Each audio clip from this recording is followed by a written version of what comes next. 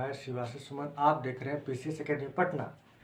आज हम लोग प्रतियोगिता दर्पण का अंतर्राष्ट्रीय सीरीज 2 देखने वाले हैं। ये मार्च 2024 का है। अंतर्राष्ट्रीय पार्ट 1 में हम लोग 5 या 6 क्वेश्चन टॉपिक को डील कर चुके हैं, समझ चुके हैं, विश्लेषण कर चुके हैं, उसका तथ्य को जान चुके हैं। आज 5 टॉपिक फिर है और ये 5 टॉपिक के बाद ये अंतर्राष्ट्रीय सीरीज आपका समाप्त हो जाएगा। चलिए शुरू करते हैं। पहला क्या है कि डेनमार्क की राजधानी डेनमार्क की महारानी मार्गरेट 2 ने पद छोड़ा, प्रिंस फ्रेडरिक अब राजा बने। तो डेनमार्क की जो महारानी है उनका नाम है मार्गरेट 2, है ना। वो अपना पद त्याग करती है और पद त्याग करने के बाद प्रिंस जो पहले राजकुमार थे उनका नाम था फ्रेडरिक, अब वो राजा बन गए। तो देखिए इसके बारे में थोड़ा जानकारी ले लेते हैं। डेनमार्क की रानी थी या महारानी, जो बोलिए, उनका नाम था मार्गरेट, है ना। तो 900 साल का इतिहास में 900 साल का इतिहास में 900 साल का इतिहास में 900 साल का इतिहास में ये पहली शासक है जो अपना राजगद्दी का त्याग की, है ना। यानी ये राजगद्दी का त्याग कर दिया, उनको अब गद्दी पर नहीं बैठना है, त्याग कर दिया।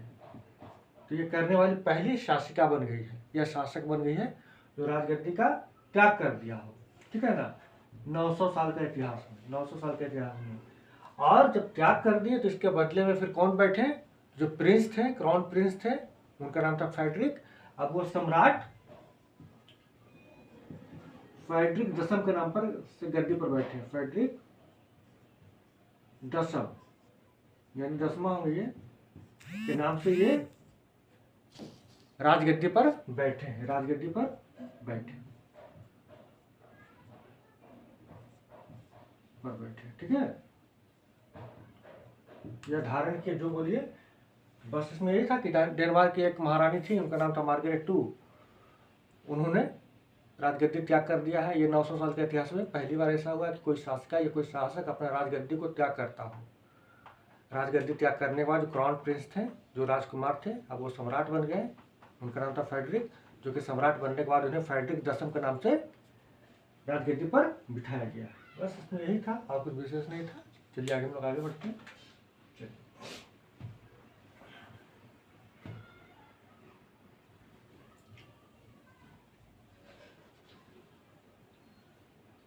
आगे क्या है, रूस का सैन्य परिवहन विमान दुर्घटनाग्रस्त, विमान पर सवार सभी 65 यूक्रेनी युद्धबंदी की मृत्यु हो गई। जैसा कि हमें पता है कभी रूस और यूक्रेन के बीच में संघर्ष जारी है, युद्ध चल रहा है, उसमें अभी कोई विराम नहीं लगा है। इसी बीच एक रूस का सैन्य विमान कहने का मतलब ऐसा विमान जिसका उपयोग सेना के लिए या सेना के द्वारा की जाती हो। तो रूस का एक सैन्य विमान है, उसका नाम है इल्यूशन IL-76, है ना। तो रूस का एक सैन्य विमान है, रूस का सैन्य विमान हो सकता है पीटी में पूछ दे, सैन्य विमान, इसका नाम है इल्यूशन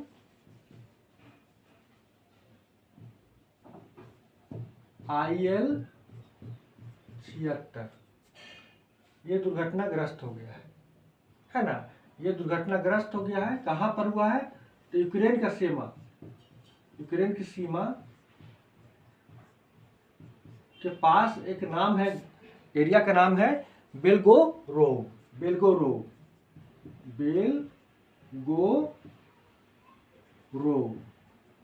ये स्थान पर क्या हो गया, दुर्घटना हो गया, इस प्लेन का दुर्घटना हो गया। कहाँ हो गया, तो बेल्गोरोव के पास हो गया। कहाँ ये बेल्गोरोव, तो यूक्रेन के सीमा के पास है ना। इसमें चालक दल के साथ साथ उसमें लगभग 65 यूक्रेनी युद्धबंदी थे। युद्धबंदी को पकड़ के ले जा रहा था रूस, सारे के सारे मारे गए। तो मृत्यु हो गया किसका, चालक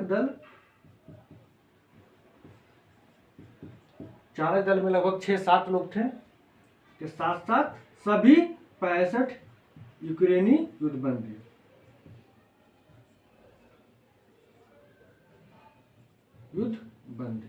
सभी का देहांत हो गया, सभी का मृत्यु हो गई एक्सीडेंट से।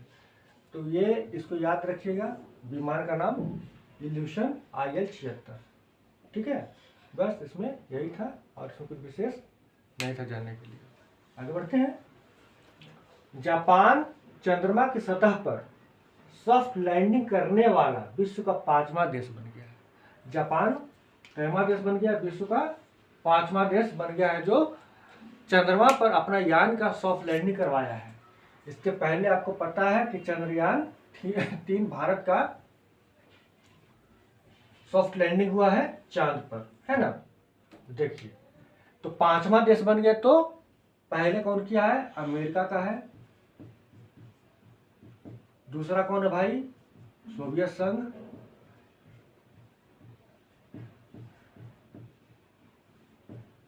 तीसरा कौन हो जाएगा? चीन। चौथा कौन हो जाएगा? तो सोवियत संघ, ये भारत जो पिछले ही साल किया। और अभी 5वां हो जाएगा आपका जापान, है ना। जापान 5वां देश बन गया। इसके पहले 4 लोग चंद्रमा पर सॉफ्ट लैंडिंग अपने यानों को करवा चुके हैं, ठीक है ना। तो जो जापान करवाया है, तो जापान का अंतरिक्ष एजेंसी का नाम है JAXA, यानी जापान एरोस्पेस एक्सप्लोरेशन एजेंसी, है ना। ये एक यान भेजा चांद पर। यान का नाम था स्लिम, SLIM, स्लिम, है ना। स्लिम है, इसका नाम भेजा है, ठीक है। यानी कि हो जाएगा smart lander for investigating on moon, ठीक है। Smart lander for investigating moon. देखिए लिख दे रहे हैं यहाँ पर स्लिम का फुल फॉर्म। हो सकता है स्लिम का फुल फॉर्म भी पूछ दे। तो smart lander, L for lander, I for investigating,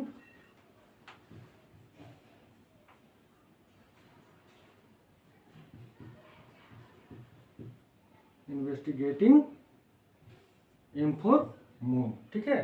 तो स्लिम का हो सकता है आपसे फुल फॉर्म ही पूछ दे कि स्लिम का फुल फॉर्म क्या होता है। स्मार्ट लैंडर इन्वेस्टिगेटिंग मून, ठीक है। ये यान का नाम है जो जापान भेजा है। इसका सॉफ्ट लैंडिंग चांद पर हो चुका है। लेकिन सॉफ्ट लैंडिंग करने के बाद इसमें कुछ खामी आ गया। खामी आने के बाद मतलब कि उसका जो सोलर जो बैटरी था, है ना, जो सौर ऊर्जा जिसमें संग्रहित होगा, उसमें कुछ खराबी आ गया था। लेकिन बाद में फिर वो काम करने लगा, ठीक है। बाद में फिर ये यान काम करने लगा। शुरुआत में उसका सोलर प्लेट में थोड़ा सा प्रॉब्लम हो रहा था। लेकिन एक चीज और आपको जानना है कि जो जापान है वो पिन पॉइंट लैंडिंग करवाया। पिन पॉइंट लैंडिंग हो सकता है कि एग्जाम में पूछ दे कि पिन पॉइंट लैंडिंग क्या होता है। पिन पॉइंट लैंडिंग, तो पिन पॉइंट लैंडिंग का मतलब होता है एकदम जिस जगह पर उतारना चाहता था यान को, उसी जगह पर उतार दिया।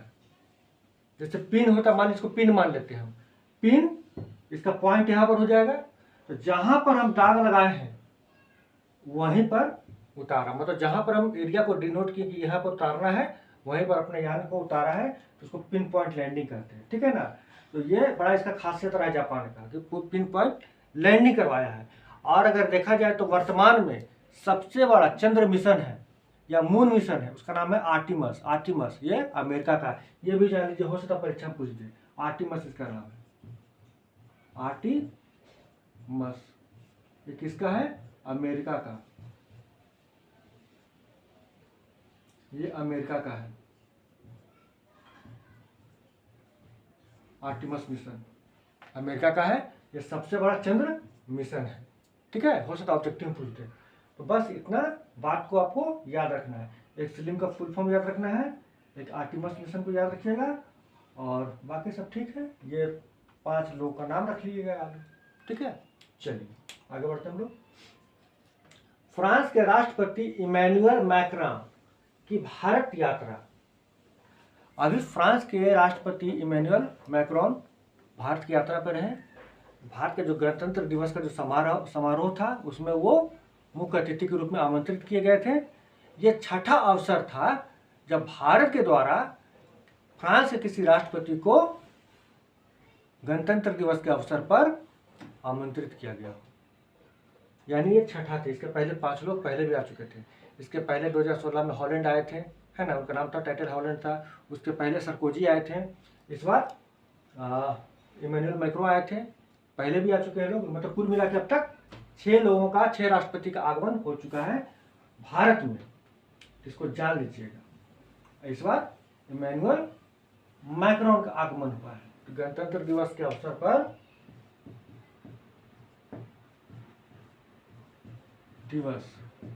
पर मुख्य अतिथि इस बार कौन थे? अतिथि फ्रांस के राष्ट्रपति इमैनुअल मैक्रोन, है ना। इमैनुअल मैक्रोन फ्रांस के राष्ट्रपति हैं। वो गणतंत्र दिवस के अवसर पर मुख्य अतिथि के रूप में भारत के द्वारा आमंत्रित किए गए थे। ये छठा है। छठा कहने का मतलब आमंत्रित किए जाने वाले राष्ट्रपति छठा है। इसके पहले भी लोग 5 लोग आ चुके, 5 राष्ट्रपति का आगमन भारत में हो चुका है। बस इसमें यही था विशेष। अगर देखा जाए तो कोई किसी देश का राष्ट्रपति आएंगे मुख्य अतिथि बनकर तो कुछ वार्ता वगैरह भी होगा, है ना। अगर वार्ता देखा जाए, वार्ता तो भारत और इमैनुअल मैक्रोन यानी फ्रांस के बीच में क्या वार्ता हुआ? तो हुआ कि दोनों देश इस बात पर सहमत हुए हैं कि रक्षा उत्पादन मिलकर करेंगे, यानी रक्षा क्षेत्र में जो उत्पादन होता है, जो प्रोडक्शन होता है डिफेंस के सेक्टर में, वो दोनों भारत और फ्रांस मिलकर करेगा। क्या हो सकता है? जैसे ड्रोन बना रहे हैं, मिसाइल बना रहे हैं, फाइटर जेट बना रहे हैं, फाइटर प्लेन बना रहे हैं, तो दोनों मिलकर करेंगे, यानी कि रक्षा उत्पादन मिलकर करेंगे।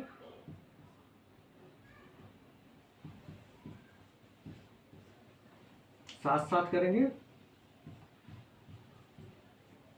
इसके लिए एक रोड मैप बना रहे हैं लोग। रोड मैप मतलब प्लान, कैसे हम लोग मिलकर रक्षा के क्षेत्र में एक दूसरे को सहायता दे सकते हैं, उत्पादन बढ़ा सकते हैं। तो ये वार्ता हुआ। दूसरा क्या हुआ है? एक तो ये हो गया। दूसरा 2026 को भारत और फ्रांस इनोवेशन ईयर यानी नवाचार वर्ष के रूप में मनाएंगे। 2026 को नवाचार वर्ष के रूप में मनाएंगे। नवाचार वर्ष के रूप में भारत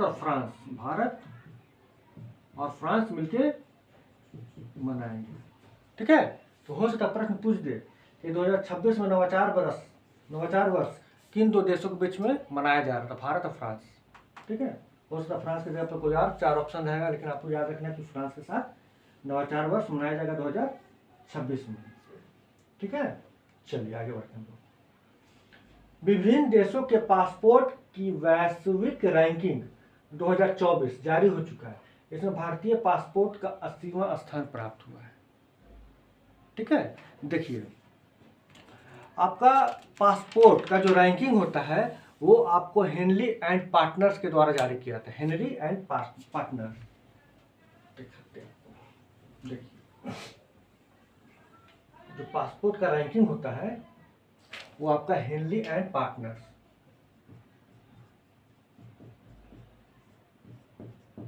पासपोर्ट रैंकिंग जो होता है वो जारी किया जाता है हेनली एंड पार्टनर्स। ठीक है। हेनली एंड पार्टनर्स को जारी किया जाता है।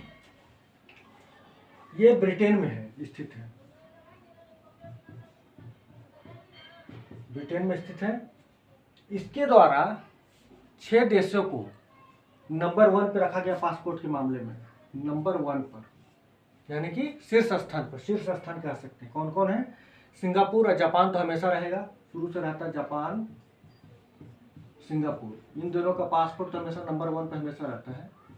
ठीक है ना। इसके साथ साथ जर्मनी, इटली, फ्रांस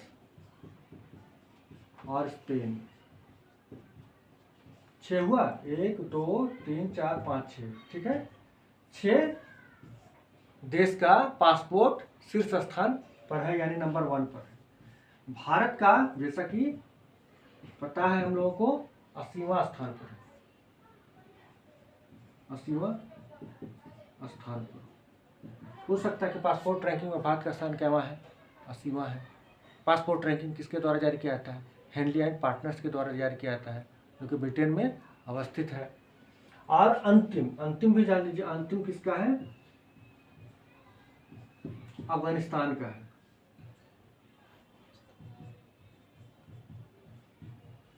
इसको 104वां स्थान मिला है। और आप लोग का मन में होगा कि पाकिस्तान का कितना मिला है ना।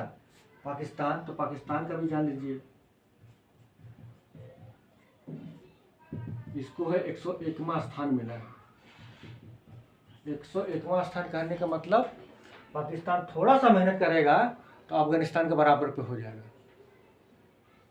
है ना। अंतिम अफगानिस्तान के बराबरी पाकिस्तान कर सकता है, बस थोड़ा सा मेहनत करने का जरूरत है इसको, ठीक है। जो हरकत है वो जल्दी ही ये अचीवमेंट पा लेगा, 104वां स्थान और अंतिम स्थान पाने वाला।